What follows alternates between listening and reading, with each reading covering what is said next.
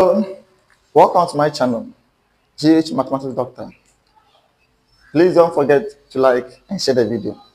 Also visit my YouTube channel and subscribe to the channel with the same name, GH Mathematics Doctor. For today, we are going to look at the concept of surds. What's a surd? A surd is the square root of any number that cannot be expressed as a whole number. So, if you have a perfect number, a perfect square number, that can be expressed in the form of the square root, and the answer that it produces will be a whole number. In other circumstances, there will be a number which is not a perfect square number, which whenever you are being instructed to find the square root of that number, your result will be a decimal number. And that is what we are trying to avoid. So we only stick to square root of a number that can produce a whole number as the result. In other way, we call it a surd. That is when the number cannot produce a whole number as a result, but instead a decimal number. Now let's look at how we can simplify surds. We have these 4 questions on the board. Let's see how we can simplify these questions. So the question says we should simplify this surd, and the first one is root 12. You need to express this root 12 using 2 different numbers, the product of 2 different numbers. That will still give you the result 12 in the square root. So this one, we have 4 times 3. Please always make sure that whenever you are choosing 2 numbers that can multiply to give you the result in the square root, that is 12, make sure one of the numbers is a perfect number, a perfect square number. Then you write what we have here as 2 separate square roots. And this will give you square root of 4 multiplying square root of 3. Now, square root of 4 will give you 2.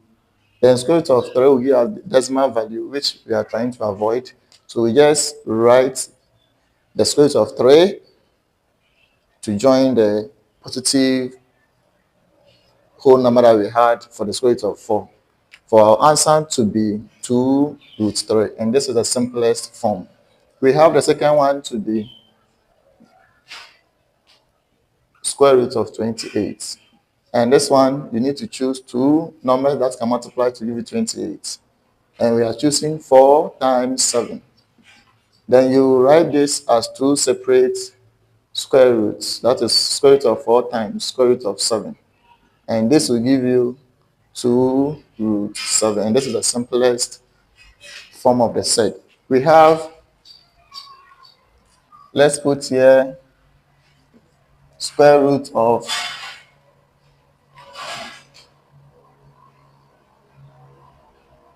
125. So let's put 125 here. Then let's see. So square root of 125 will give you. So since 125 or 125 is not a perfect square number, we need to use 2 numbers that can multiply to give us 125, and that is 25 times 5. So write this as 2 separate square roots, 25 times square root of 5. And over here, we are going to have square root of 25 to be 5 root 5. Because we can't find the square root of this 5, we need to just join it to the whole number for the first square root of the 25. And that will give us the result to be 5 root 5. And this one also, we are going to simplify this as 4 times 11. And this will give you square root of 4 times square root of 11. And the square root of 4 is 2, then 2 root 11. And that is a simplified results. And this one, 8c. So square root of 81.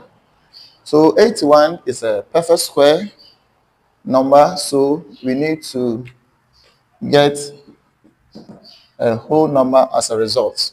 So square root of 81 will give you 9. So this has given us the positive whole number. And that tells you that whenever you have a perfect square to find its square root, the result will give you a positive whole number. Then the others that we can't find, or it is not in the form of perfect square, we need to express two numbers that can simplify the number in the square root and make sure one of the number is a perfect square, so that we can express that perfect square as a result to be its whole number, and the other number that is not a perfect square will be in the square root attached to its result, and that will give you the simplified result. So this is a basic example. We can look at it so far. In the next video, I'm going to look at how we can solve addition and subtraction on sets. So thank you for your time, and we shall meet again.